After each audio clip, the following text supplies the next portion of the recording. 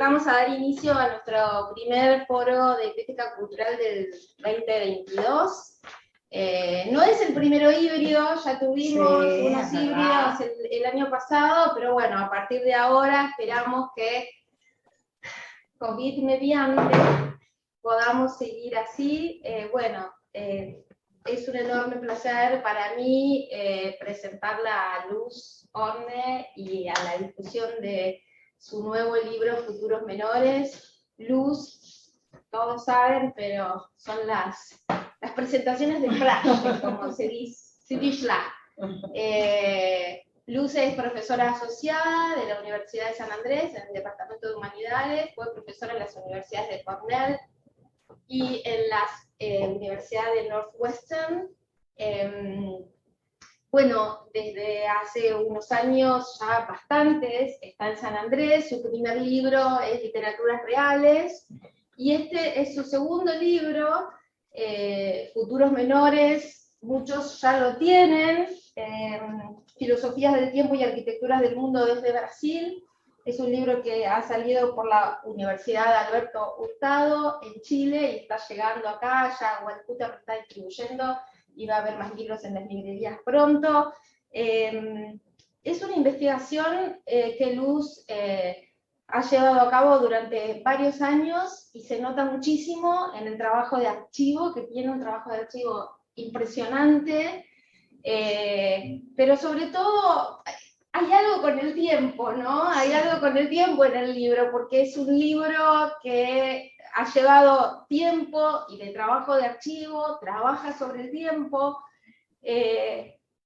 pero al mismo tiempo habla del futuro, ¿no? Es un libro, como el título lo dice, que está pensado hacia otras formas de habitar el mundo, a otras formas de relación entre las diferentes especies, a partir, y esto es lo más interesante, a partir de una serie de experiencias estéticas y culturales brasileñas, producidas desde los años 50 en adelante, que de alguna forma funcionaron, que fueron quizás no leídas desde ese modo, pero que de alguna forma funcionan para el pensamiento de Luz hoy, desde el presente, como plataformas para pensar y discutir esas otras formas de vida y de habitar el planeta, con lo cual se torna un libro urgente y tiene para mí la gran virtud, digamos, que es una virtud que en estos momentos que está pasando Brasil me emociona mucho, la gran virtud de poder percibir en esos resquicios de oscuridad ese Brasil que los que lo conocemos bien sabemos que está siempre, aunque sea aplacado por voces y las grandes luces, los reflectores del poder. Las luciérnagas se ocultan por ahí, pero siguen insistiendo, y bueno, para mí, como les dije, es un enorme placer. Me emocioné tanto que había escrito una presentación de Luz y me la olvidé, pero por suerte la conozco hace mucho tiempo. La podés decir de memoria. Y la dije de memoria, creo que más o menos lo que quería decir está. Así que no tomo más tiempo, la dejo a Luz. Bueno, buenísimo. Ahora voy a pasar voy a pasar, es muy difícil verlos y no verlos, pero creo que debería mirar para allá. Voy a pasar ahora unas diapositivas que van a ir pasando en loop mientras yo hablo, que me pareció que era la mejor manera de que conocieran un poco el libro, sin que tuviera que hablar de las cosas que en particular de cada una de ellas. Pero bueno, muchísimas gracias, Flor, por la presentación, gracias por, a pesar de que soy profesora de la casa, gracias por la invitación. Es muy emocionante poder hablar de este libro acá. Gracias a todos y todas los estudiantes que me escucharon tantas veces tratar de hablar de esto con diferentes versiones, anteriores, borradores, en fin, saben más que muchos todo lo que, las etapas, ¿no?, que pasó el libro. Entonces paso esto, un minuto, acá, a ver si... ¿Este que ayude? Creo que debería estar. Está acá, sí. Bueno, empiezo ahora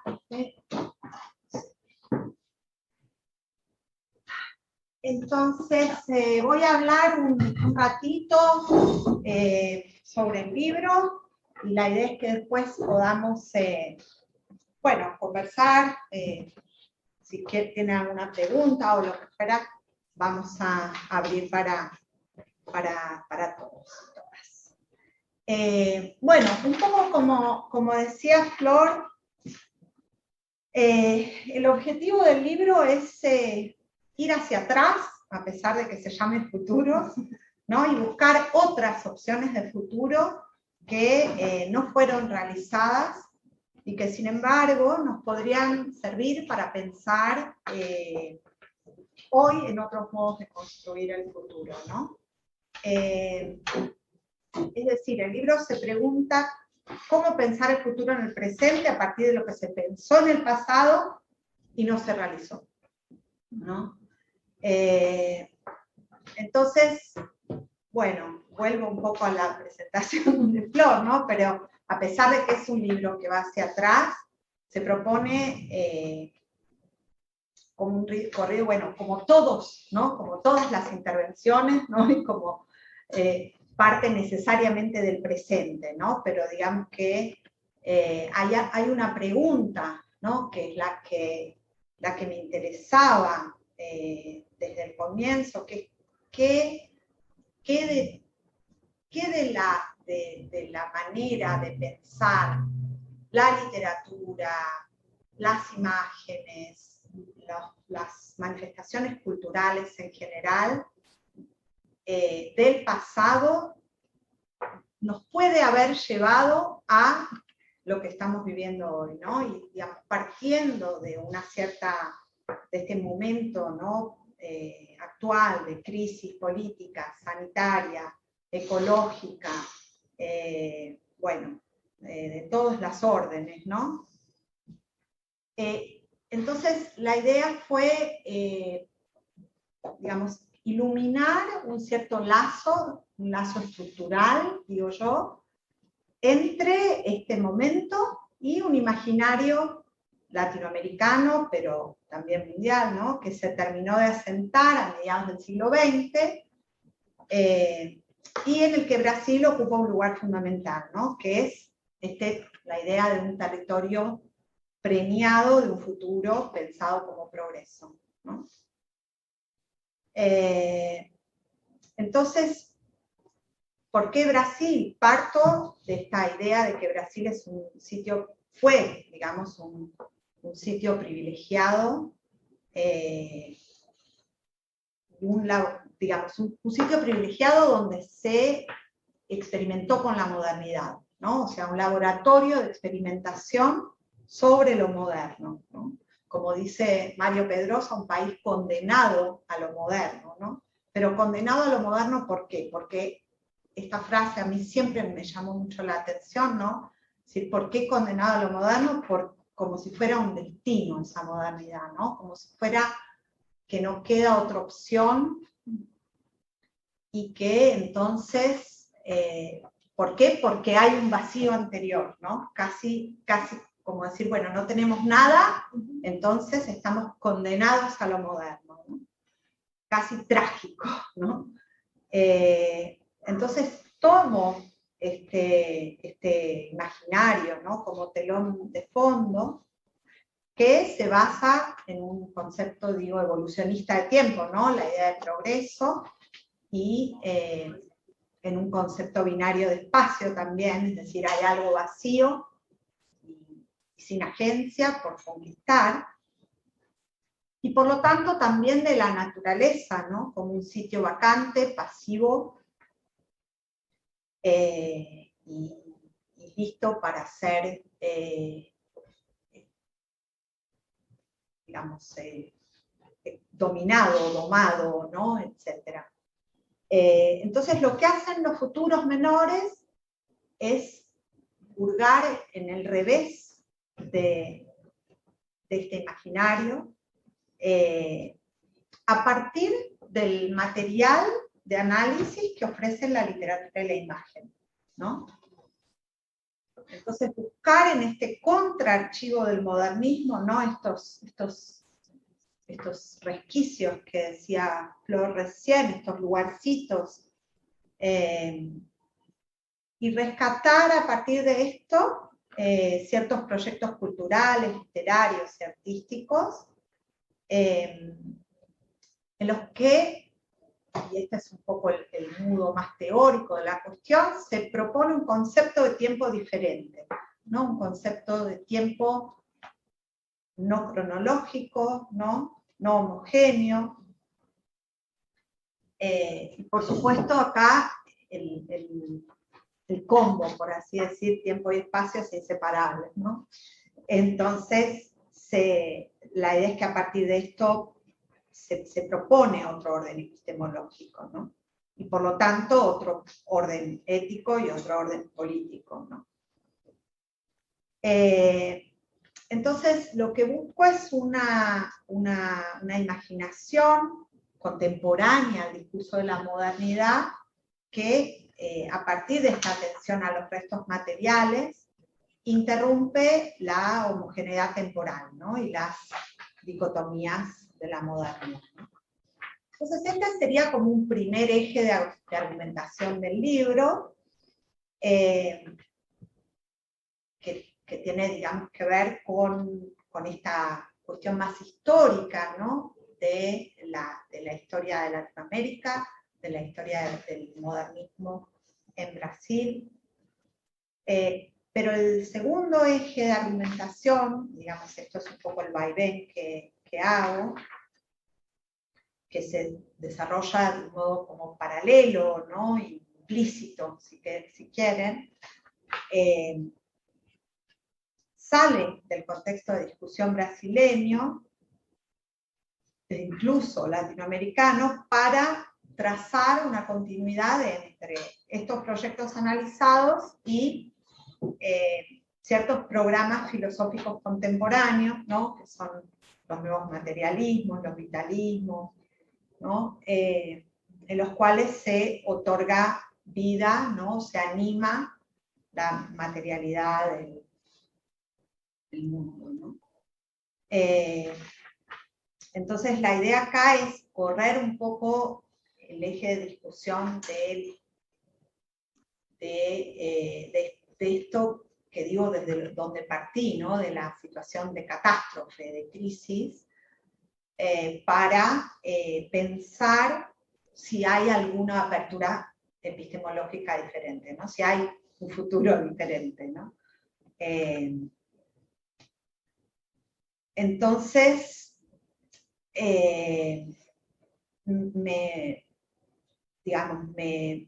me interesa acá pensar a partir de ciertos cambios, ¿no? que la crisis climática especialmente permite, ¿no? en nuestra relación con el mundo, ¿no? Cierta mutación ontológica, ¿no? que está implicada inclusive en el concepto de antropoceno, ¿no? En donde ya hay una unión, ¿no? Necesaria, pensar esa unión en lugar de como catástrofe, ¿no? Como posibilidad para revertirlo. Por supuesto, esto no es una idea mía, ¿no? Sino utilizar toda la plataforma teórica para pensar también en relación a los proyectos culturales que estoy tomando, ¿no? Pero me interesa también algo en relación a cómo nos relacionamos con el conocimiento, ¿no? Y con la producción de conocimiento, y con la producción cultural y estética a partir de esto, ¿no? Digamos, cómo cambia, de qué manera nos hemos relacionado con el conocimiento en tantos sujetos modernos y qué posibilidades surgen a partir de esta apertura, ¿no? Entonces, la idea es tomar lo estético y tomar lo latinoamericano, ¿no? También para salir de Brasil y salir de Latinoamérica, ¿no? O sea, para un poco el esfuerzo es salir de la tradición de la filosofía sistemática para hacer filosofía desde una plataforma estética, pero también salir del centro, de los centros coloniales, digamos, tradicionales, para pensar la posibilidad de producir teoría desde Latinoamérica, ¿no?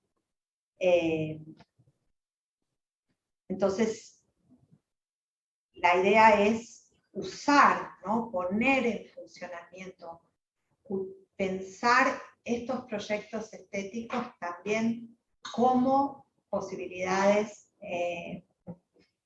filosóficas, ¿no? Digamos, poner en funcionamiento estas máquinas que nos traen los diferentes objetos que voy analizando en los capítulos, las palabras y las imágenes, por decirlo de un modo amplio, y valernos de ellas operativamente como herramientas de análisis conceptual.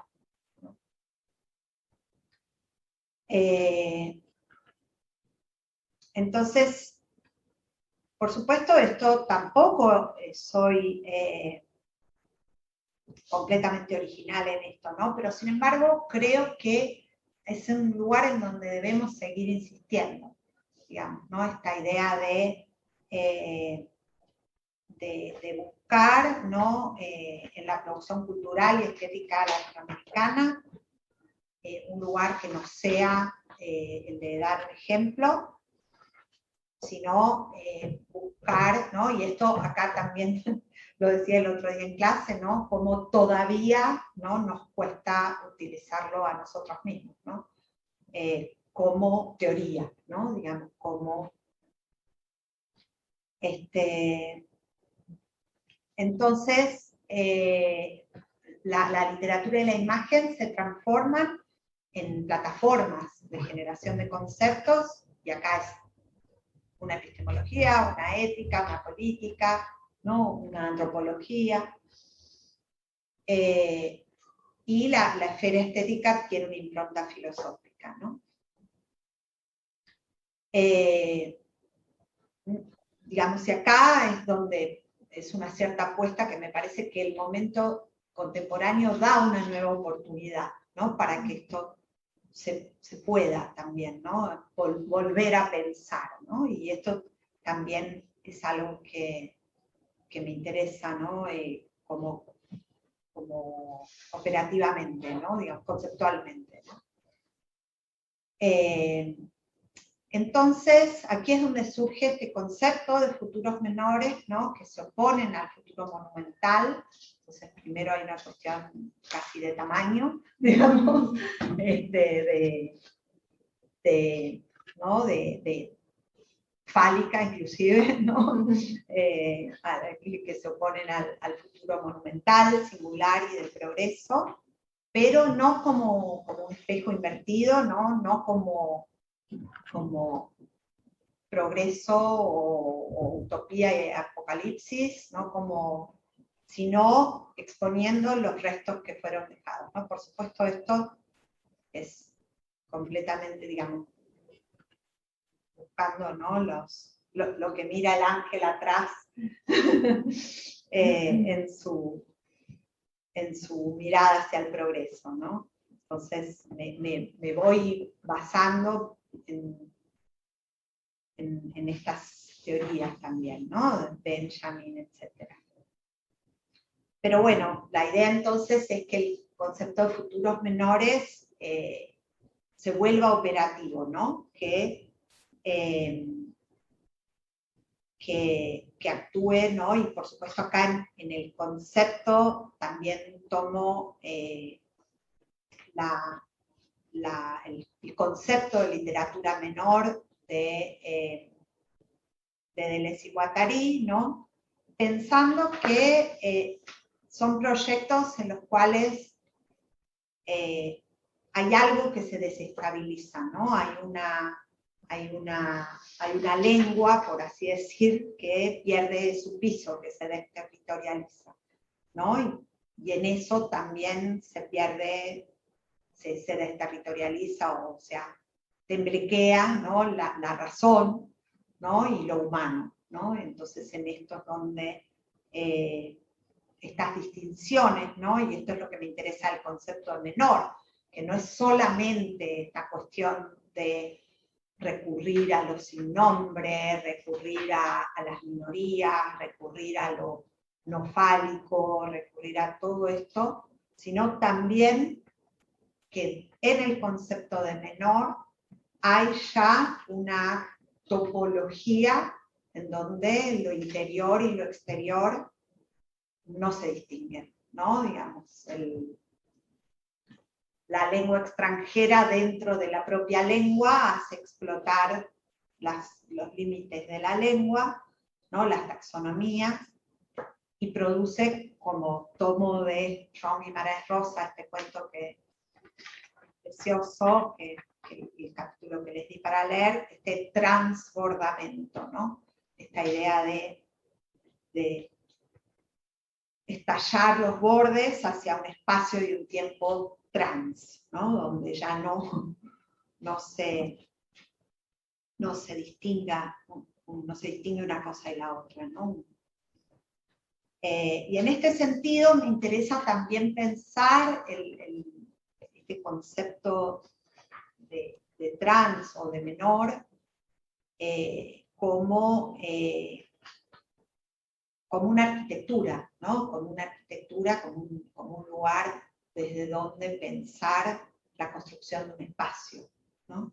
Desde donde pensar una manera de habitar.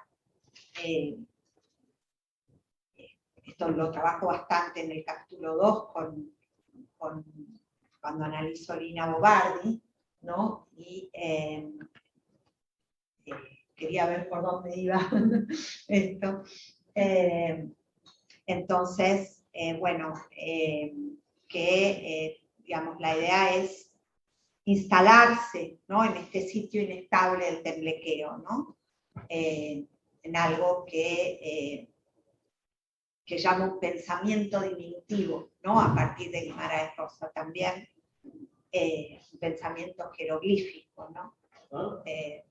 Pensamientito, dice Guimarães Rosa, con su lengua inventada. Entonces, la pregunta también que me hice durante mucho tiempo y con muchas dificultades, y que bueno, encontré algo que me interesa seguir pensando también, es qué pasa, ¿no? Digamos, porque todo esto, por supuesto, hace eco de toda una tradición también del mismo modernismo, ¿no? O sea, hay toda una tradición vanguardista que es la propia tradición que estoy retomando también para estar en contra del modernismo, ¿no? Y esa siempre fue bueno, cómo salir de ese problema, ¿no? Cómo no recurrir a un pensamiento, a una tradición humanista, si es esa tradición la que nos trajo hasta a este punto, ¿no? Digamos, ¿desde dónde pisar? ¿No? Desde dónde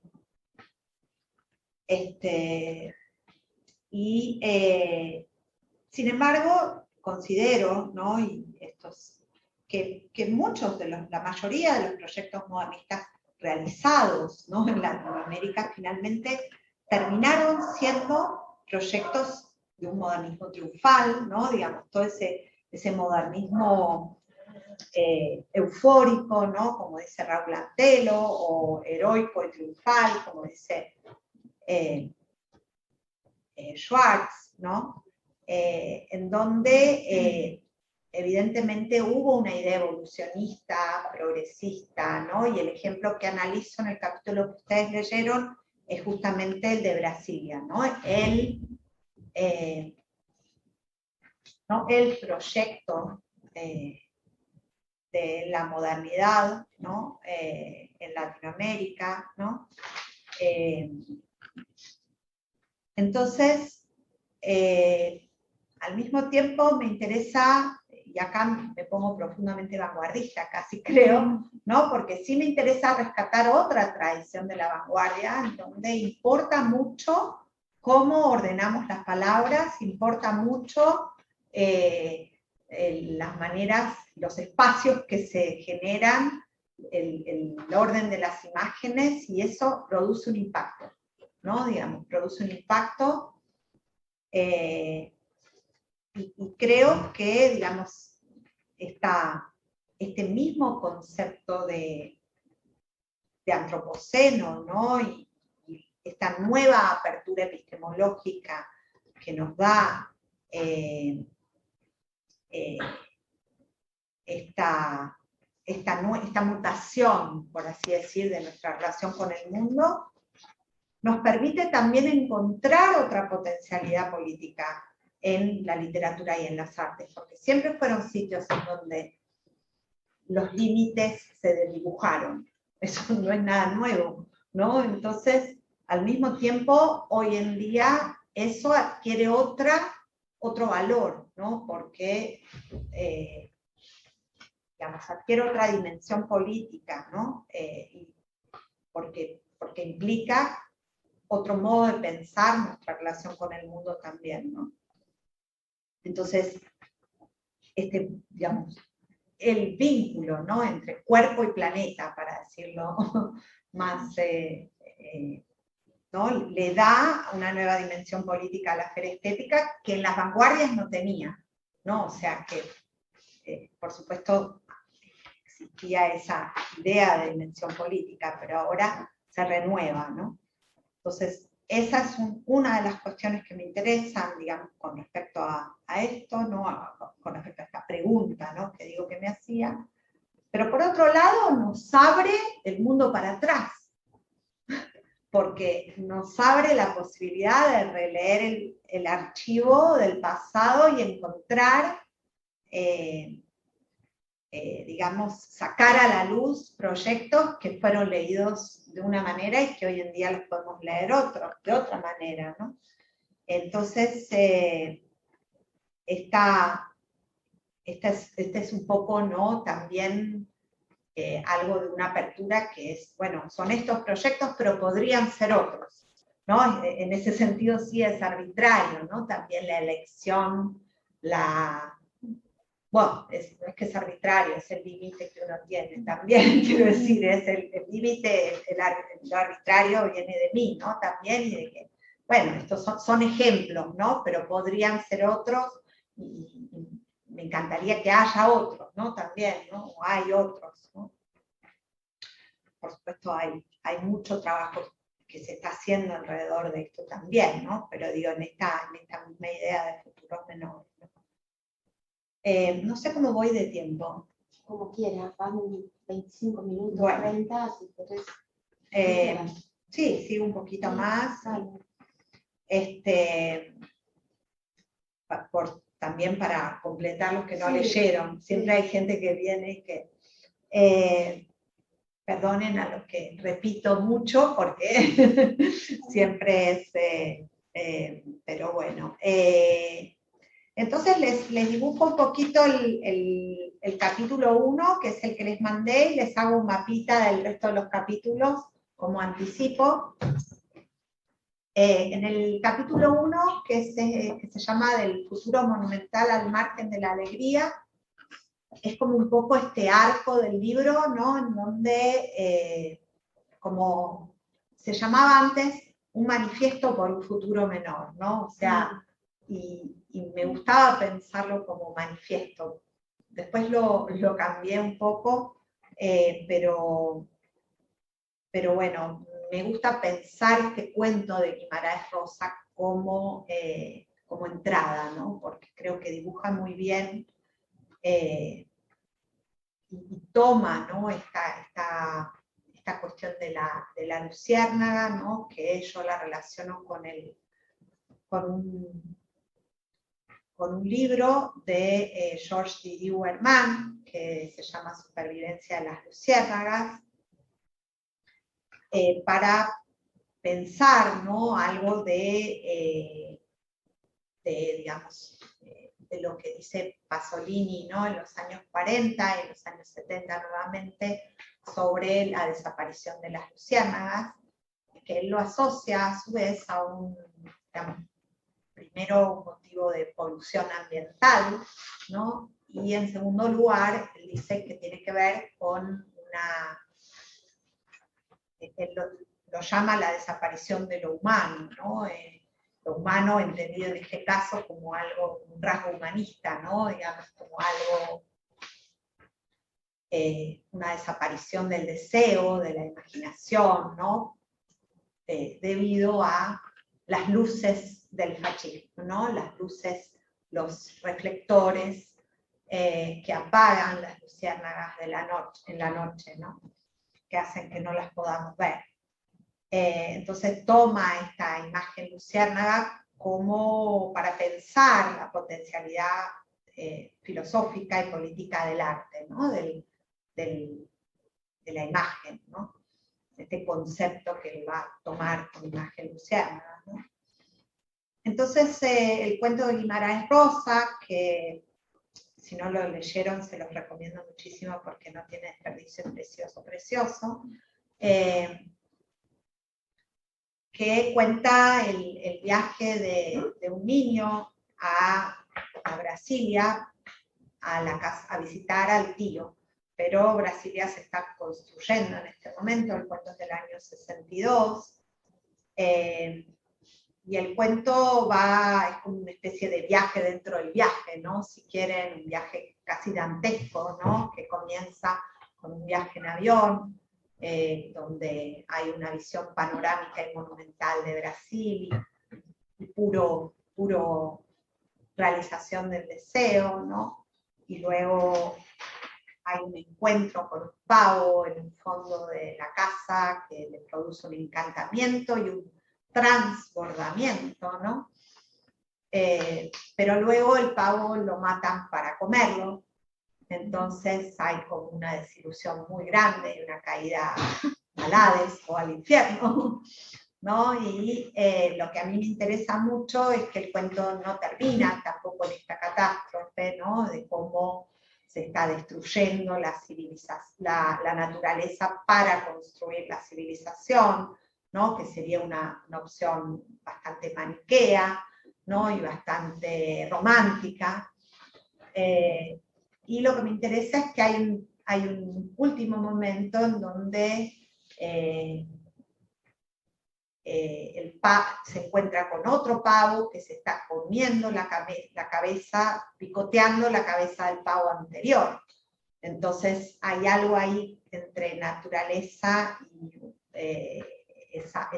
ese segundo pavo, ¿no? Dice que estaba movido por un odio, ¿no? Entonces también hay una atribución de una pasión humana, ¿no? A la naturaleza, ¿no? Y hay un momento ahí en donde las cosas no son tan claras, ¿no? Y por supuesto después lo que sucede es que aparece en este momento una luciérnaga, un margen de alegría. Ay, justo pasó. Entonces, a mí lo que me interesa es rescatar no solamente la luz menor de la luciérnaga en este caso, sino el vuelo bajo, ¿no? El vuelo al ras, a diferencia del avión, ¿no? Que ustedes saben también que Brasil era la ciudad de avión, o es la ciudad de avión, y todas esas metáforas monumentales que abundan también en la cultura brasileña, ¿no? Entonces, el capítulo también toma la cuestión de lo infantil, del niño como esa imaginación que puede percibir eso otro que no es construcción y encantamiento en esas luces del espectáculo y los reflectores de la gran ciudad, ¿no? Y sin embargo encuentra, ¿no? En la selva, ¿no? En el mato, ¿no? Otras posibilidades, ¿no? Otras maneras de alegría, ¿no? Una alegría menor, marginal, ¿no? Pero me interesa también esta invención de una lengua que por supuesto ya ha sido muy trabajada también en Guimarães Rosa, ¿no? Inclusive como menor, con nuestro querido Gaby Giorgi ahí presente, pero en este caso lo que me interesa es que no es a través de el Tupinambá, digamos, no es a través de las lenguas indígenas, sino a través de la lengua infantil, ¿no? La lengua infantil como desterritorializadora, ¿no? Y habla de esta lengua que todavía estaba, su pensamiento todavía estaba en una fase jeroglífica, ¿no? Este jeroglífico para pensar un pensamiento chiquito, ¿no? Este pensamientito, como dice el propio Rosa, ¿no? Pensamientos. Entonces,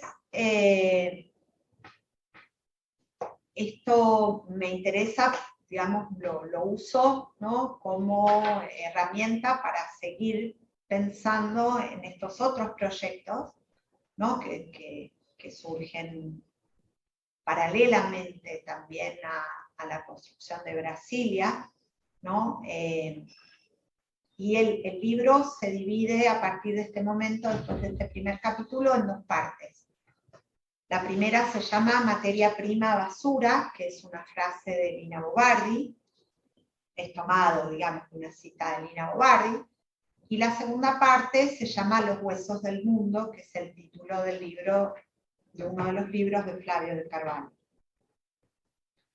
Entonces, el capítulo 2 se llama Un eructo de la historia, Lina Bobardi, entre la imagen material y las formas de habitar el intervalo, ¿no? Que hablo de un eructo de la historia porque ella habla de una indigestión, ¿no? de una cultura que se repite, dice, ¿no? Habla de esta metáfora indigesta, ¿no? Dura de digerir, dice, ¿no? Algo para hablar un poco de la cultura popular, ¿no? Algo que no pasa, digamos así, como lo monumental, ¿no? Y entonces parto un poco de esta obra que es difícil, ¿no? Y que, bueno, me costó bastante tiempo entenderla y bueno, leerla, recorrerla, etcétera, porque tampoco entendía muy bien desde dónde, ¿no? Agarrarla, porque es realmente una pensadora, ¿no? Una persona, una filósofa, no sé, que trabaja a partir de las imágenes, que eso es lo que me interesó mucho, ¿no? Quizás es de las que más se ve eso en bueno, no sé, en Coutinho también, no podría decir cuál, pero bueno, parto entonces de una experiencia, ¿no? Como ella llama, la experiencia popular directa, dice ella, que es la experiencia, que es su experiencia en Salvador de Bahía en los años 50, del 58 al 64, que coincide, ¿no? con la construcción de Brasilia y que sin embargo marca un proyecto como un poco diferente, ¿no? Que aparece en alguna de las imágenes, ¿no? Acá cuando ella muestra esa encrucijada, ¿no? Esas dos opciones que tenía Brasil, y Brasil tiene dos opciones, ¿no? La finesse, la cultura de la finesse y de los gadgets, dice, ¿no? O la cultura popular, ¿no? Y por supuesto tampoco es una aproximación romántica a la cultura popular, que eso es lo que también me interesó mucho, ¿no? Y eso también es lo que me hace ligar su proyecto con el cine de Eduardo Coutinho, ¿no? Que es en lo que me baso en el capítulo 3, porque, digamos, toda esta época en la cual Lina Bobardi estaba en Salvador y que hay un crítico muy importante que se llama Antonio Riseiro, que habla de la avant-garde na Bahía, ¿no? De la vanguardia bahiana, ¿no? De ese momento. Entonces, todo ese momento fue también el que se gestó, bueno, el primer cine de Glauber Rocha. Ahí vieron también una imagen, la que viene creo, de Lina haciendo escenografía de Glauber, ¿no? Entonces, todo ese momento y el gran manifiesto, digamos, de la estética del hambre de Glauber, ¿no? Que entró a partir de esa idea del hambre y de la pobreza a Coutinho, ¿no? Entonces, el capítulo 3 trabajo con 2 películas de Coutinho, el capítulo 3 se llama La palabra como cosa y la alegría colectiva, el cine de Eduardo Coutinho como proyecto filosófico. Y la segunda parte, me voy a apurar un poquito, en el capítulo 4, que se llama Detrás del lenguaje, que es una expresión del propio Flavio Carvalho. Detrás del lenguaje, la experiencia amazónica de Flavio de Carvalho y la inmanencia de la selva. Esto también me costó bastante. Es el capítulo quizás más filosófico, más abstracto, porque, parto de textos tempranos de él, ¿no? En donde él elabora una teoría arqueológica, los residuos históricos, que él llama los huesos del mundo, ¿no? Y para proponer una ontología animista, ¿no? O un vitalismo. Y que luego, en su expedición del 58 a la selva amazónica, va a llevar como a su fase experimental, ¿no? Esta es un poco la idea del capítulo, ¿no? Y finalmente en el capítulo 5, trabajo con diferentes materiales, se llama El futuro como un déjà vu, la continuidad de la guerra y los sobrevivientes del fin del mundo, en donde vuelvo a la polémica sobre el tiempo entre Einstein y Bergson, que trabajé en la introducción, y lo trabajo a partir de también,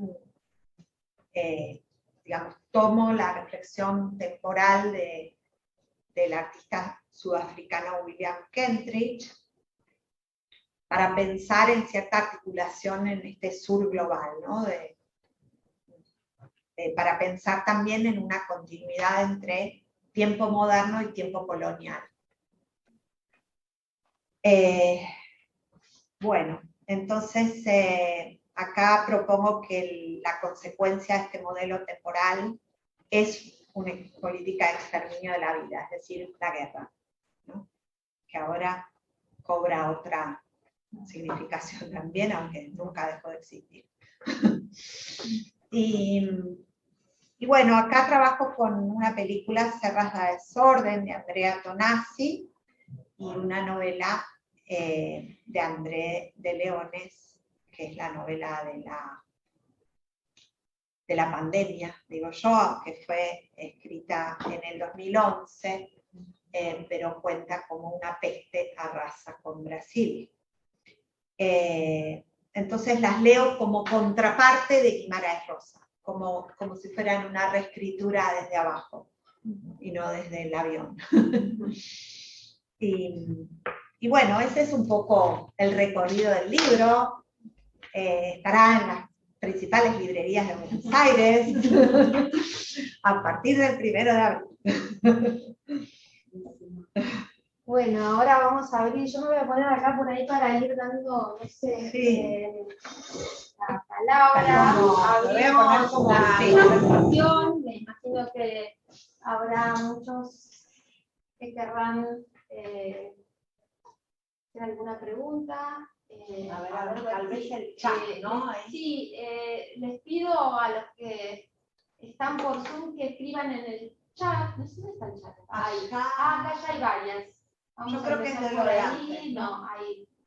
No, Sí, la tapa es muy linda. Gracias. Bueno, les pido que, o bien, sí, como hay dos pantallas, hay muchos acá en el Zoom, les pido que escriban en el chat para hacerlo mejor, o los que están presentes, por supuesto, levanten la mano y ustedes los veré. Acá hay un nuevo mensaje. Excelente presentación, genial presentación, Luz. Muy bien, ¿quién me lo dice? Lo dice Luciano Levington. Muy bien, gracias, Luciano. Bueno, yo tengo miles, pero ya se las hice a muchas a lo largo de todos estos años, así que no quiero ocupar este espacio.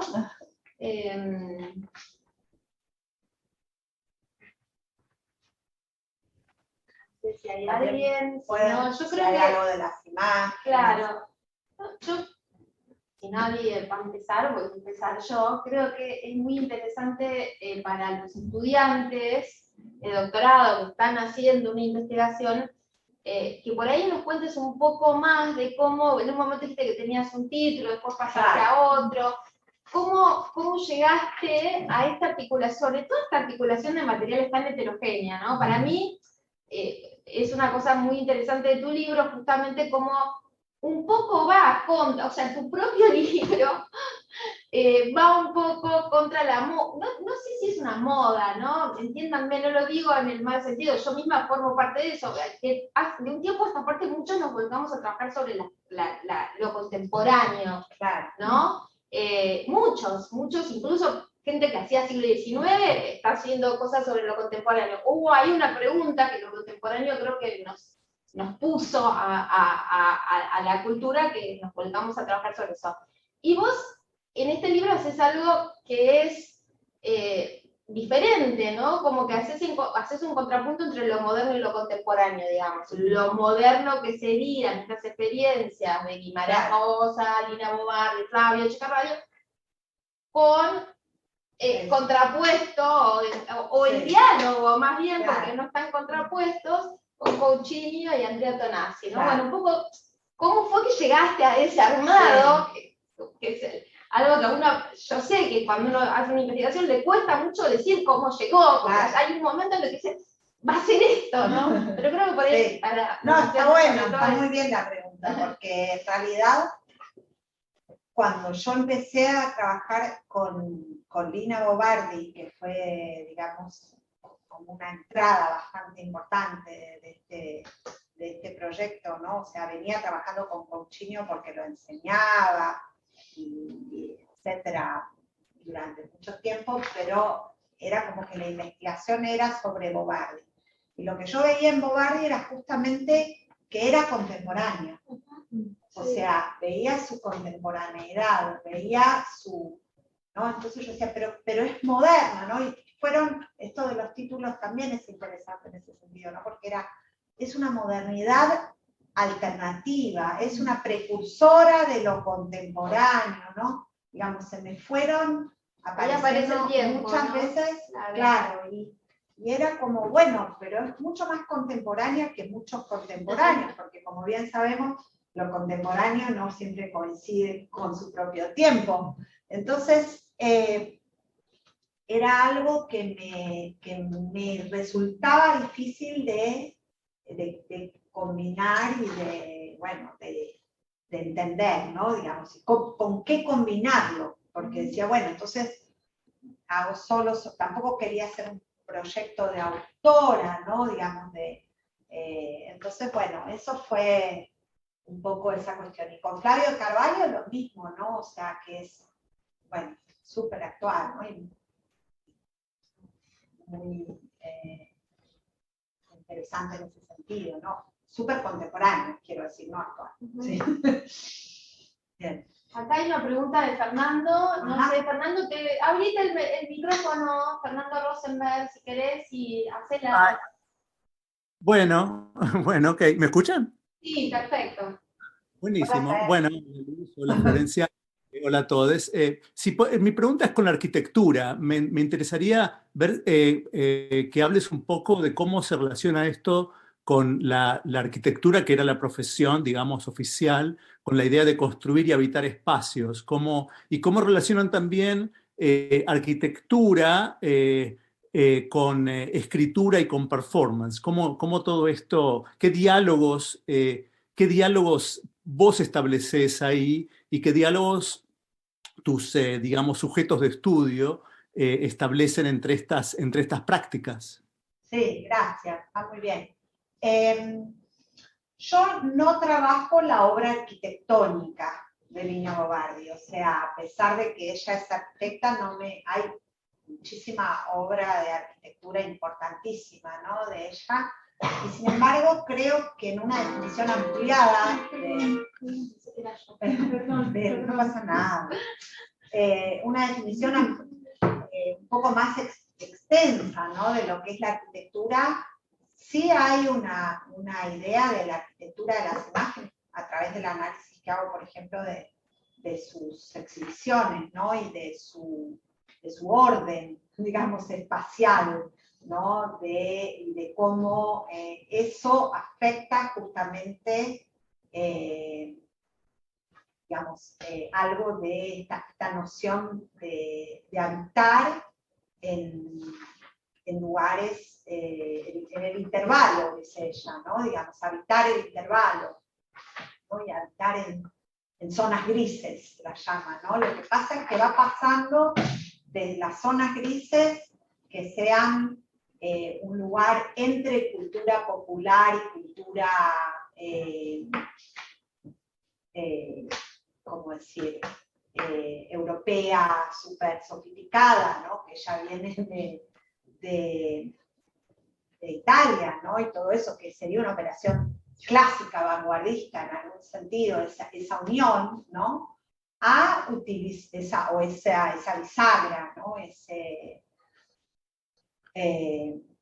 esa confusión, digamos, ahí, ¿no?, entre la cultura popular y lo que no es popular, para pasar en las exhibiciones de los 80, a hablar de zonas grises entre, digamos, las cucarachas y los que, ¿no?, que ponen unos potes llenos de cucarachas vivas adentro del centro cultural, ¿no?,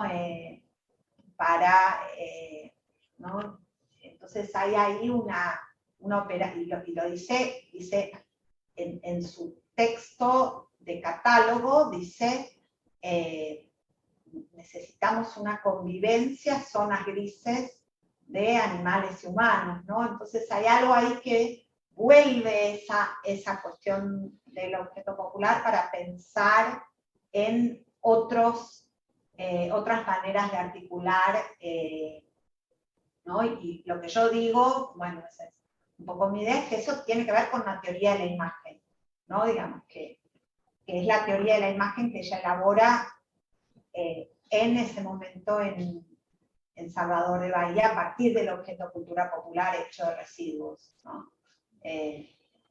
No sé si te contesto, Fer, pero bueno, te contesté solo por Lina, pero hay un montón más. En realidad lo que pasa es que ella, bueno, Flavio Carvalho también es arquitecto, ¿no? Y ahí hay un montón también en relación a el texto de La ciudad del hombre desnudo, ¿no?, que es un texto de los años 20, no, 32 creo que es.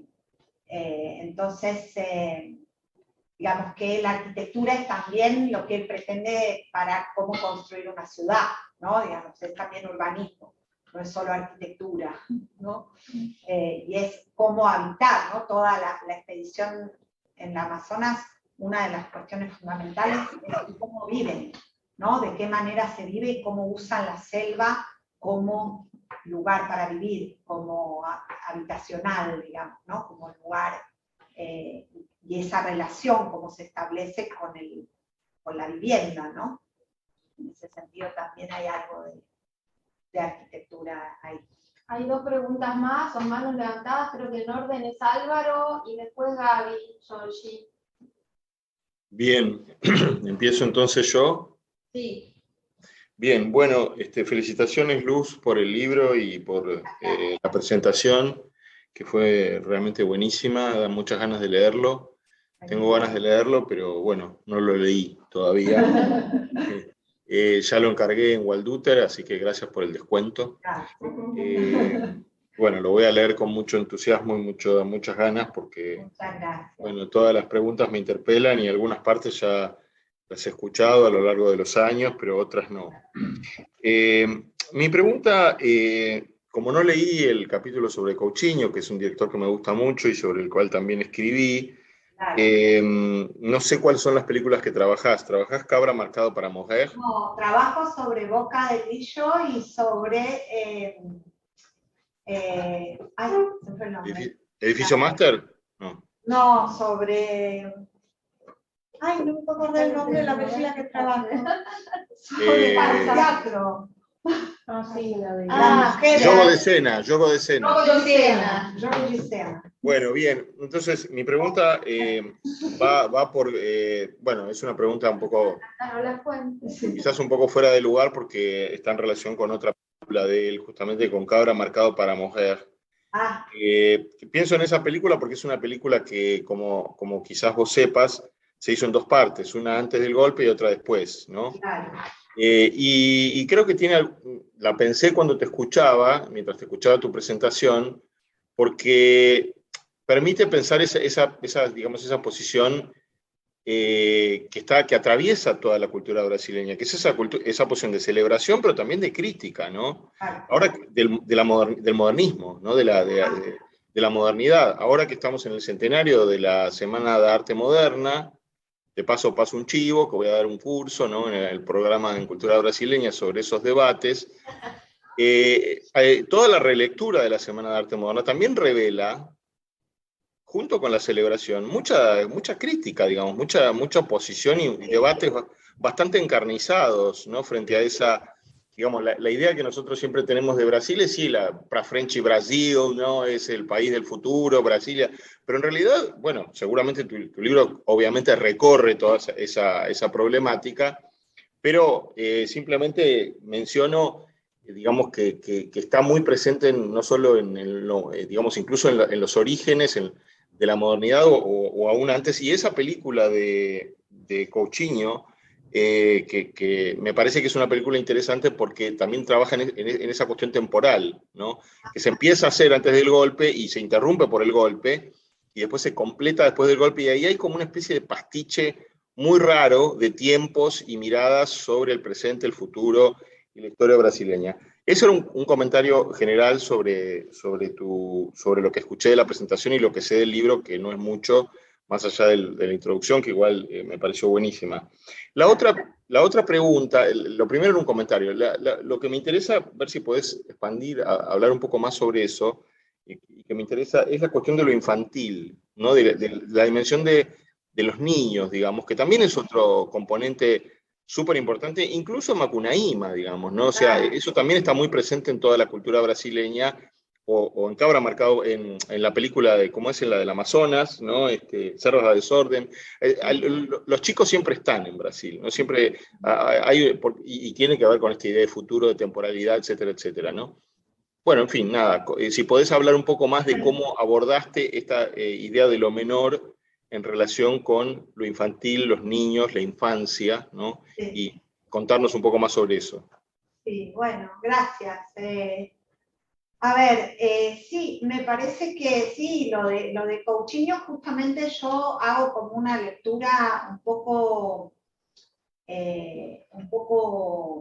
digamos, al revés, ¿no? Porque lo que digo es que recién en Jogo de Escena se establece como una teoría sobre lo subjetivo que ya estaba operando antes, ¿no? Y que me interesa como leerlo como al revés, ¿entendés? Digamos.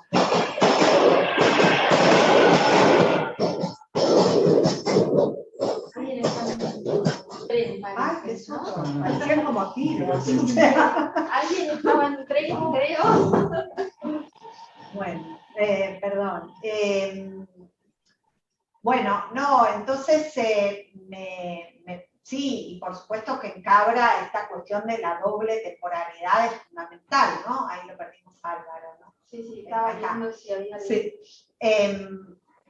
Entonces, eso con respecto, y por otro lado, sí, yo también estuve mirando un montón lo de los debates ahora sobre el modernismo, y realmente sí, por supuesto que no es casi, bueno, por supuesto, primero lo que salieron a decir los funcionarios de Bolsonaro de que el modernismo no era solamente un conjunto de hippies que estaban, digamos, no sé, o algo así, bueno, una cosa como que no tenía ninguna importancia para la cultura brasileña, bueno, en fin, sin comentarios. Pero bueno, lo que digo es que justamente me parece que ese Brasil, país do futuro, es el problema, digamos, ¿no? Entonces, por lo menos eso es lo que yo intento mostrar, ¿no? Digamos, que ese pra-Frenchy que vos decís, está bueno cuando sucede infantilmente, ¿no? Y para seguir con la otra pregunta, o chiquititamente, pero no con todas esas producciones, ¿no? Y ahí, digamos, tomo algo un poquito desplazado, pero en Serras de Desorden, ¿no? Hay todo un montaje en esta película que analizo el último capítulo, ¿no? Todo un montaje de imágenes en donde aparece la cultura popular y toda esta cuestión que vos decís del Brasil pra-Frenchy, ¿no? El fútbol, el carnaval, en fin, todo lo que uno también consume en algún sentido de Brasil, ¿no? Y sin embargo aparece asociado con el extractivismo, ¿no? Digamos, aparece toda que ahí eso me parece también muy interesante, ¿no? Digamos, de cómo desarmar un poco esa idea del nacional y popular brasileño, ¿no? Digamos, como aquello a lo que queremos aspirar, ¿no? Cuando hay, ¿no? Con respecto a lo infantil, bueno, lo trabajo un poco desde Benjamin y desde Agamben, ¿no? Desde esta idea de que hay una porosidad en lo infantil en una capacidad, digamos, este niño coleccionista, ¿no? En Benjamin, el que acumula los juguetes, los cartoncitos, ¿no? Y que eso le permite, ¿no? Tener una porosidad justamente, o llegar a una porosidad entre lo subjetivo y lo objetivo, que también permite, ¿no? Desarmar un poco esos lugares tan estancos, ¿no? Del pensamiento adulto o moderno. Bien. No sé si te contesto, pero bueno. Puedo agregar un comentario más para terminar, digamos, en relación con lo que vos misma dijiste, no quiero hegemonizar, pero me parece que una cosa que también me interesó en tu presentación es esa voluntad de pensar teóricamente, ¿no? Y creo que ahí también hay algo muy rico, todavía no leí el libro, como lo dije, pero el debate sobre el extractivismo, que muchos consideran que es un debate, una moda que ya pasó, digamos, ¿no? Porque ese debate empezó en otros lugares, en el primer mundo, digamos, donde nosotros consumimos la teoría y la procesamos siempre un poco más tarde. Bueno, tiene una presencia muy, muy extensa en nuestra propia tradición, digamos, ¿no? Y tu relectura puede recuperar, digamos, la urgencia, y no solo la urgencia, cómo ese debate está inscripto en las fuentes primarias, digamos, ¿no?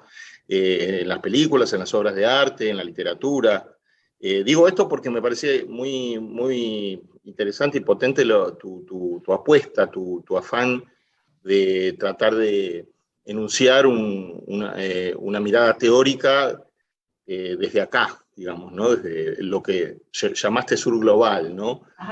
Que es otro concepto también un poco polémico, pero que, bueno, sí, celebro que... Todos los conceptos lo son, porque si no, pero digo, pero lo que digo es,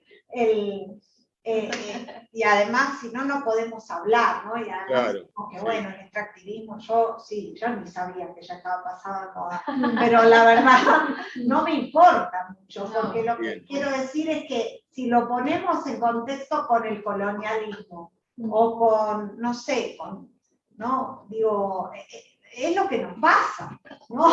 Digo, Sin duda, sí. así que gracias por el comentario y por el... Bueno, voy a pasar a Gabriel, que estaba con la mano levantada, no sé si acá se van animando un poco ahí. Bueno, Dale, sí, Gaby.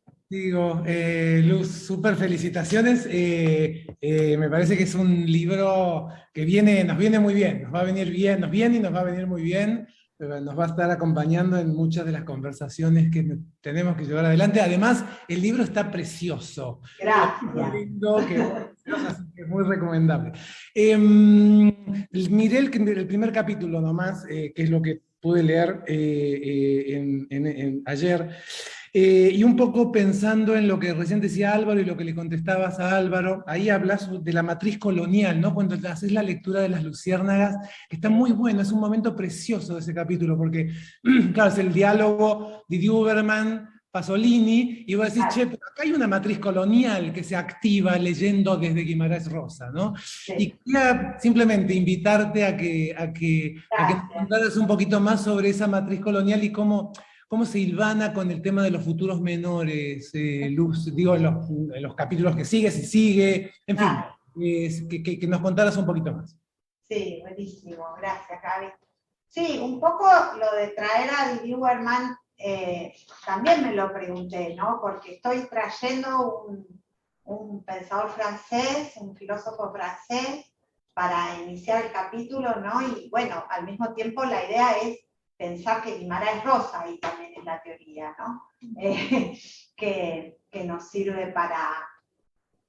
Y en este sentido me sirve el diálogo entre ellos porque Didi Huberman lo que hace es pensar, criticar, ¿no? Una vez que toma a Pasolini y esta crítica, este diagnóstico que Pasolini hace sobre la desaparición de las luciérnagas,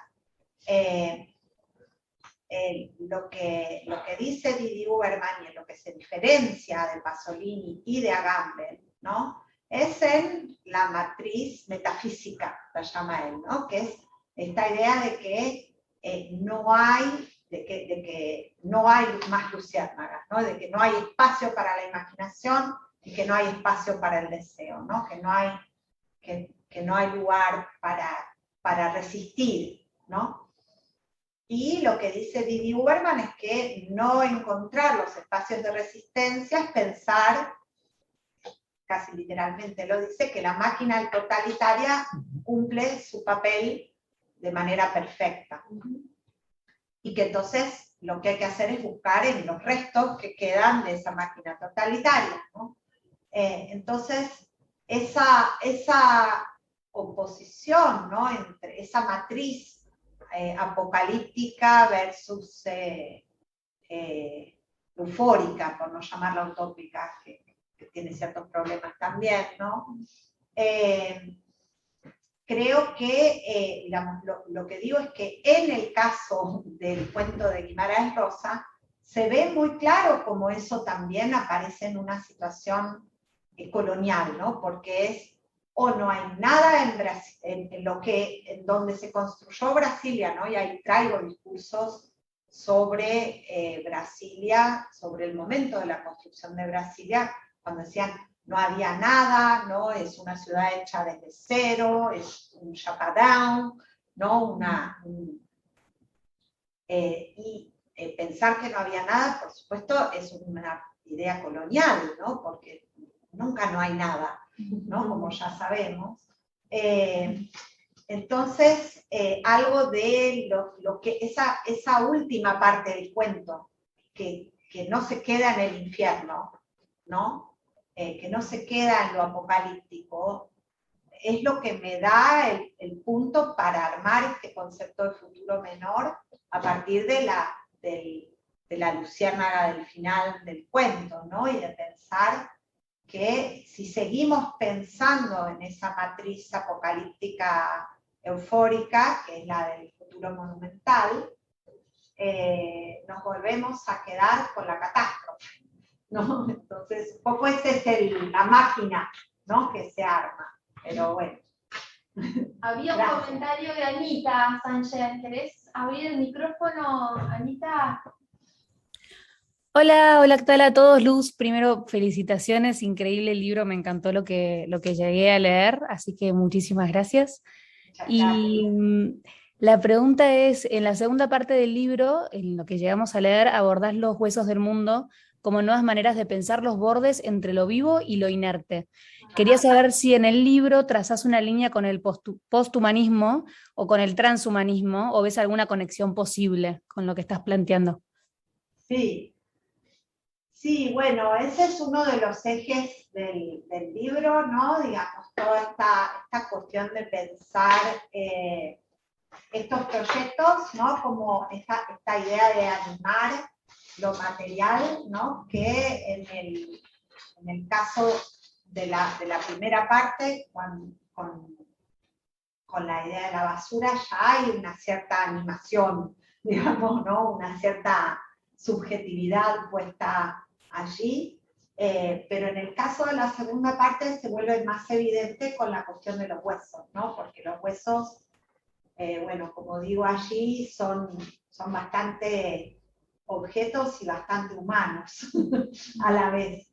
Entonces, bueno, me tomo esta idea de este concepto más bien de Flavio Carvalho, que son los huesos del mundo, que son residuos históricos, y tomo esta teoría de él, que es esta teoría, bueno, de un vitalismo, ¿no? Digamos, ahí es donde me interesa también pensarlo justamente en relación a los nuevos materialismos, a los posthumanismos, ¿no? Digamos, a establecer un puente en algo que nos permita, bueno, como digo en algunos de los subtítulos, ¿no?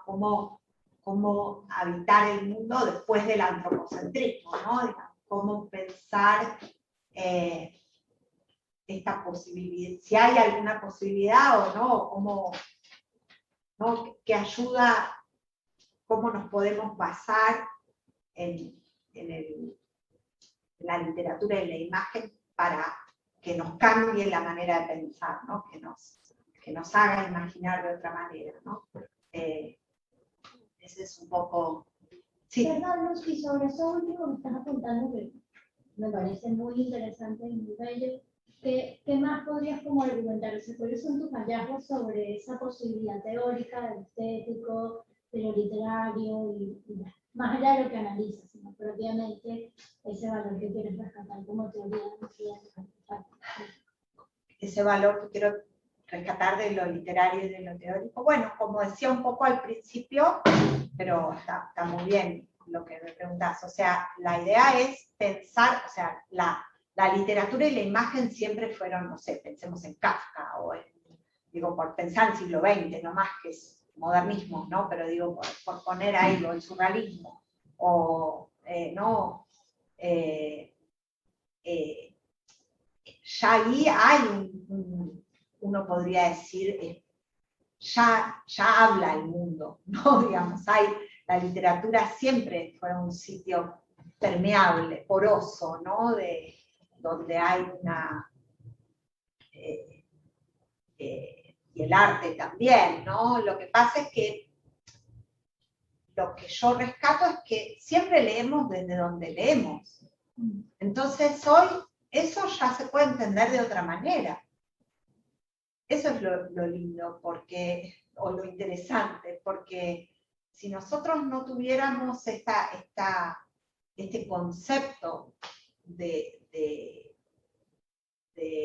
mutación en nuestra relación con el mundo actual, a partir de lo que es el cambio climático y de todo esto, también, o de, no sé, las nuevas tecnologías, para hablar del poshumanismo también, ¿no? Digamos, para no quedarnos solo con eso, digo, hay algo ahí que ya no solamente estamos como atravesados por un inconsciente, por decirlo así, sino que además hay algo de lo otro real que nos afecta, ¿no? Y eso nos permite leer toda una tradición para atrás, o sea, tenemos el futuro hacia atrás. Sí, no, Tenemos el pasado por delante. Sí. Hay una pregunta de Simón y otra después de Mariano Sitkin. Así que vamos con Sí. Simón y después Mariano. Luz, una pregunta, Sí. esa menor, ¿no? Vos en la introducción, hablando de Lina Bobardi, mencionás el tema de la continuidad de la guerra Sí. en la historia. Sí. Y hoy comentabas un poco que ese hilo es el exterminio de la vida. Sí. ¿Está bien? Mi pregunta va dirigida a lo siguiente: ¿cómo se articula esto, y Sí. fundamentalmente el tema de la guerra en la historia, con tu concepto básico de tiempo diferente? De Tiempo diferente, o sea, Claro. el proponer el concepto de tiempo diferente, ¿no es cierto? Claro. Es un poco la Sí. columna vertebral del trabajo. Sí, está bien. Es que la idea de avanzar y mirar hacia el futuro implica que no ves lo que tenés detrás. O sea, ese futuro progresista es siempre hacia adelante en algún sentido, ¿no? Estoy siendo muy esquemática, por supuesto, pero quiero decir, hay algo de esa idea, ¿no? En Brasil, digo, vuelvo al ejemplo porque es el que además leyeron, ¿no? Pero digo, no había nada, y construimos a partir de eso la ciudad más levantada del mundo, como dice Guimarães Rosa, ¿no? O sea, iba a ser la ciudad más levantada del mundo, ¿no? Hay algo ahí que no tiene en cuenta lo que pasó, digamos, así como no tiene en cuenta lo que hay en un nivel espacial, tampoco tiene en cuenta la historia, digamos, ¿no? Hay algo ahí doble en términos, ¿no? Los restos son espaciales, pero también son temporales, ¿no? Digamos, son, como dice Flavio de Carvalho, es el sonambulismo de la historia, ¿no? O sea, me encanta ese concepto que usa él de la historia, de lo que queda como sonámbulo, ¿no? Como hay algo que va quedando. Queda como el club. Sí. Mariano.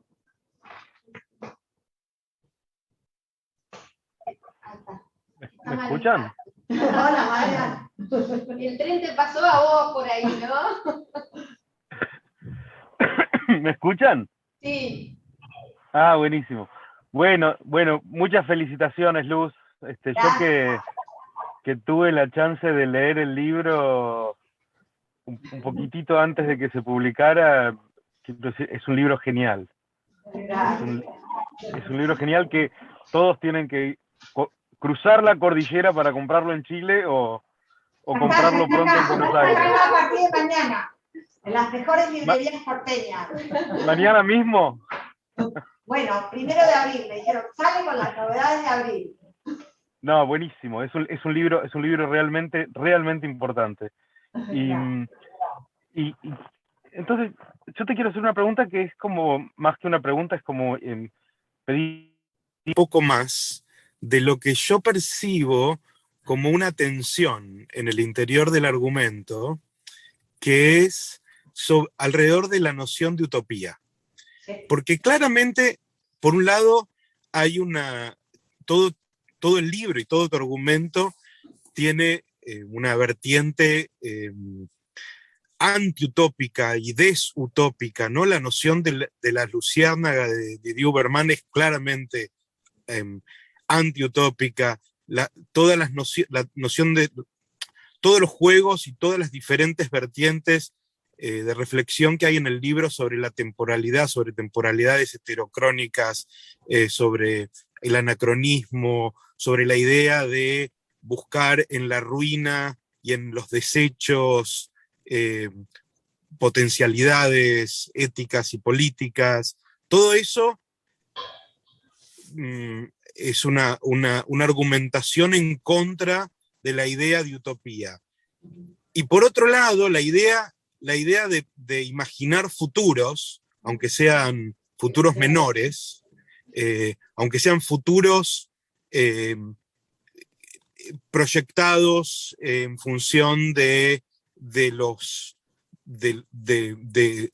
un pasado que se reactiva en función de los archivos que vos estudiás, están como pregnados de ideas, como en la respuesta que dabas recién sobre futuros posthumanistas o transhumanistas, futuros en los que haya algún tipo de, no necesariamente de reconciliación, pero de nuevas relaciones con lo no humano, con la naturaleza, con lo animal. Sí. Ahí hay como una reinscripción de una cierta idea de utopía. Entonces, simplemente que digas algo sobre, si vos lo ves así en el libro como una tensión entre utopía y no utopía, o si hay, no sé, Bien, eso. bien. Por suerte, cuando pensaba en este problema, pensaba en vos. Porque es una pregunta, es un tema, y no es que no lo pienso. Creo que el concepto de utopía es un concepto que podría ser, podría tener una nota al pie que no está en el libro, que es pensando, porque hay algo en el concepto de utopía que está históricamente puesto, históricamente datado en el siglo XX. Y en algún punto yo creo que es ese el concepto de utopía que quisiera criticar en el libro. Un concepto de utopía pensado monumentalmente, pensado como una gran vuelta de página hacia algo que, como dice Badiou en una de las citas que pongo ahí, desconoce las multiplicidades y las materialidades, y lo múltiple, y se olvida de lo singular, no de lo individual, sino de lo singular, ¿no? Entonces, con respecto a ese concepto de utopía que nos llevó a tantos errores, a la idea de un hombre nuevo, ¿no? de una idea de que a partir de que se podía construir absolutamente algo otro, creo que algo de eso sí está en contra del libro. No renuncio a que haya luciérnagas y cachitos de lugares que no... Futuros menores, sí. Y en ese sentido, por eso decía antes, que creo que hay una cierta apuesta a pensar la vanguardia de nuevo, a pensar en algún tipo de...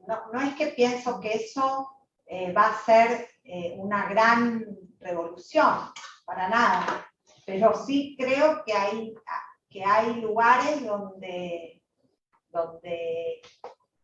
no sé, construir un pensamientito. Sí.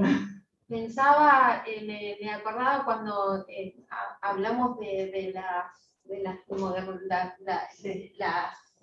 centenario de la Semana de Arte Moderna, y es el bicentenario de la independencia de Brasil, ¿no? También, que frente a las observaciones del gobierno y del bolsonarismo, también se levantaron las voces de los indígenas, ¿no? Las comunidades indígenas salieron también a reclamar Bueno, hay un texto de Yair Eiffel, que se suicidó justo el año pasado, ¿no? Este artista, que se llama Mi abuelo Macunaíma, y hace una defensa de por qué Macunaíma no es el Macunaíma de Mario de Andrade, pero también es el Macunaíma de Mario de Andrade. Y hubo varios, ¿no? Varios intelectuales que intervinieron en esa polémica sobre los 100 años del modernismo, de la Semana de Arte Moderno, de un modo súper interesante. Ahí están también esos futuros menores, ¿no? Claro. Me parece que es muy, muy interesante. Y cómo hoy se los puede escuchar, un poco, ¿no? ¿Cómo hoy se los puede escuchar? ¿Por qué hoy se los puede escuchar? Un poco como vos los escuchaste, Claro. en esa, plantada en la crisis climática y en el presente, ¿no? En este momento del antropoceno, o de como queramos llamarlo, a este momento sin futuro, ¿no? Sin futuro y sin utopías, entre comillas, ¿no? O sea, bueno, el fin de la historia, la caída de las utopías, ya no hay más futuro, el mundo calla, y ¿qué hacemos? Sí, qué sé yo, no sé, me parece que también hay un lugar interesante para pensar desde los feminismos, ¿no es cierto? Que tampoco construirán gigantes, pero me parece que también es un sitio posible.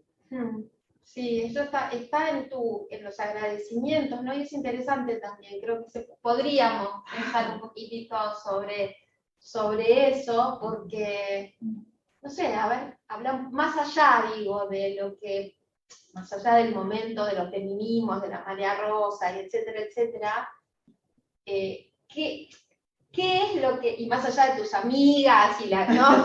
Digo, más allá de esa, ¿qué es lo que, como teóricamente, podríamos decir que los feminismos contemporáneos habilitan para que tu libro se ponga en esa estela desde el comienzo, ¿no? Como que se inserte en esa tradición un poco. Claro. No sé si tradición la palabra, pero... Sí, bueno, a mí me parece que hay toda una cuestión con los ecofeminismos, ¿no? Claro. Me parece que hay, digamos, las etiquetas más bien me molestan que otra cosa, ¿no? Cuando digo ecofeminismo y todo eso, me parece medio molesto, ¿no? Pero digo, hay toda una cuestión que me parece interesante de pensar. Justo hace poco tuve que escribir un textito sobre Clarice Lispector, ¿no? Y sobre los cuentos de lazos de familia, ¿no? Que son realmente, o sea, algo increíble para pensar en eso, ¿no? Porque realmente es esto mismo que uno piensa, bueno, ¿cómo hace? O sea, esto que se consideraba un objeto totalmente inerte, ¿no? Algo sin agencia, algo, ¿no? O inclusive en el caso, digamos, para pensar de nuevo el capítulo sobre Brasilia, nada más, y pensar cómo eso se pensaba como un lugar desierto, ¿no? Y hay algo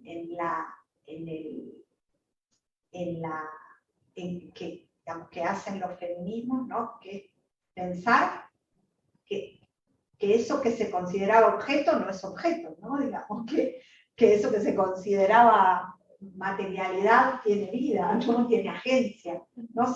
Simplemente eso, ¿no? Ya es una cuestión teórica para pensar, porque hay algo ahí que cambia de lugar y pasa a ser, ¿no? Todos esos otros que no fueron considerados personas, ¿no? Y ahí, bueno, las mujeres o los tantos otros, ¿no? Otros, en este caso. Pero digo, hay un hilo, ¿no? Una continuidad que me parece que es interesante para pensar. Sí, la reivindicación de lo menor, ¿no? Yo pensaba también, claro, de lo menor en ese sentido del lesiano guattariano, sí, de la fuga, de la desmaterialización, de ir contra lo monumental, de escaparse por donde se pueda, de frente al poder, igual resistir de algún modo, ¿no? Hay alguien que escribió algo. Sí, Cintia, los feminismos y las disidencias podrían ser conglomerados de luciérnagas que se unen. Cintia, ¿querés a la acción? ¿Querés hablar? Te damos la palabra, Cintia. No, tuve así como un rato de poesía, perdón por Lindo rato de poesía. Inspirada por Luz, muchas gracias, Luis. Todavía no tuve la oportunidad de leer, pero con todo lo que estoy escuchando, la clase que tuvimos con vos, bueno, Claro. así como enfocados.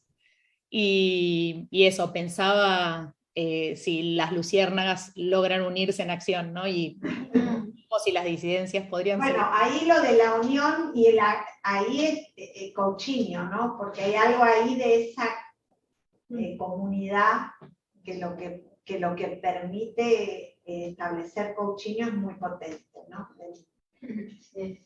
Hay una pregunta de Vero Lombardo, creo que, no sé si Mariano volvió a levantar la mano quedó, pero vamos con Vero. Muy cortito, pero después. Dale, vamos con Vero, después con Mariano y vamos cerrando.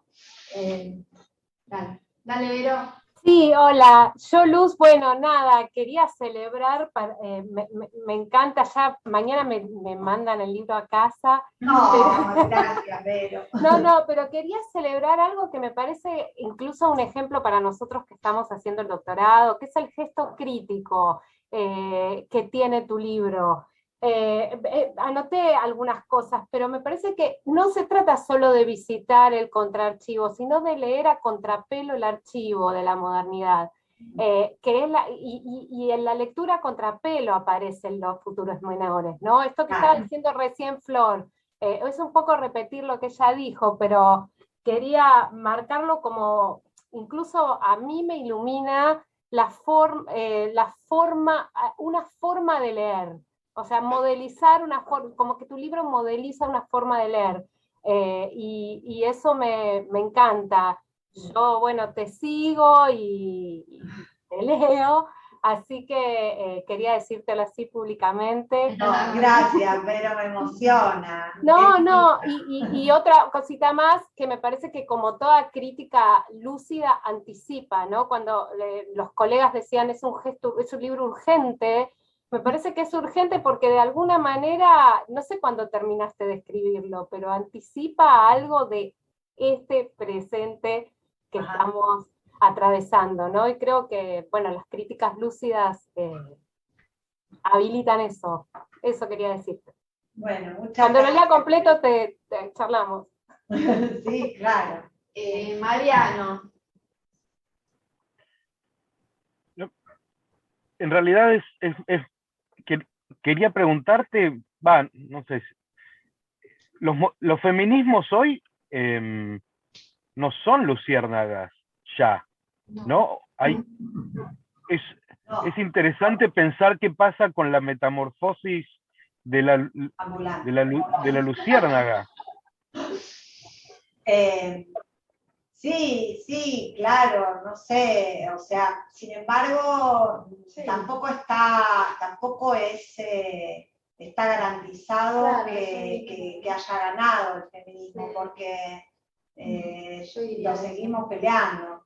No me parece para nada que sea algo que se haya convertido en un nuevo monumento. Quiero decir, creo que somos unos pocos los que estamos cambiando algunas cositas, pero me parece que la gran mayoría vive otra situación. No sé, entonces creo todavía que hay mucho para seguir trabajando con los feminismos. No es que se volvieron, digamos, y esto no digo que todos sean lo mismo, que digamos, de vuelta, digo, las etiquetas, las cosas, son bastante peligrosas ahí, ¿no? Porque después también, digamos, también hablo mucho en contra del multiculturalismo, ¿no es cierto? En el libro, en la idea de que, bueno, de que eso no es, sobre todo en el capítulo de Bobardi, la idea no es que se vuelva a transformar en otra solución de compromiso, ¿no? Que me parece que eso sería un poco lo que vos decís cuando decís ya no son más luciérnagas, ¿no? Un poco, no sé, por ahí estoy leyendo de más, pero ¿Qué querrías decir? No. Algo entre la luciérnaga y la heroicidad monumental, digamos.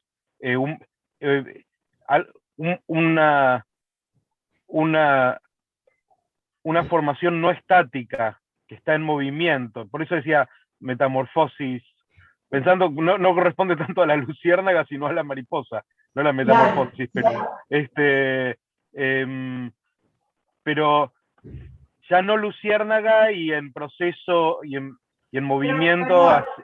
Esos feminismos son monumentales, no son las luciérnagas. O sea, ahí es donde, cuando se transforma en una nueva autoridad, bueno, claro, es un problema, ¿no? Creo. Flavia Pitela, ¿querés abrir el micrófono y decir lo que dijiste en tu chat? No, gracias. Hola a todos, a todas, ¿cómo están? Bueno, Luz, sobre todo, gracias por la presentación y ya me lo pedí el libro también en Malduter, me va a llegar mañana y lo leeré atentamente. Y me pasa algo muy particular, que yo toda mi vida estudié literaturas comparadas y poscolonialidades de África, y encontrar tantos paralelismos solamente a partir de tu presentación con Brasil suena muy maravilloso, y creo que ahí hay algo muy interesante para, por lo menos para mí, para investigar como novedad, ¿no? Siempre mirando otros continentes y Brasil está acá al lado. Y bueno, la idea del ecofeminismo me parece que está muy presente en todo lo que nombraste, y creo que es por donde muchas de nosotras estamos transitando nuevas lecturas y nuevas formas de encarar la crítica, digamos, desde un feminismo ecológico. Así que nada, toda alegría y ganas de leerte. Gracias. Bueno, muchas gracias, Flavia. Buenísimo. Bueno, con esta nota de energía para seguir estudiando y luchando, vamos a cerrar el foro. Gracias a todos. Muchas gracias. ¿Alguien escribió algo ahí? Hay varios mensajes que puedo tener que leer. Felicitaciones. Muchas gracias. Bueno, gracias por venir a todos. Etcétera. Todas y todos y todes. Chao. Chao, felicitaciones.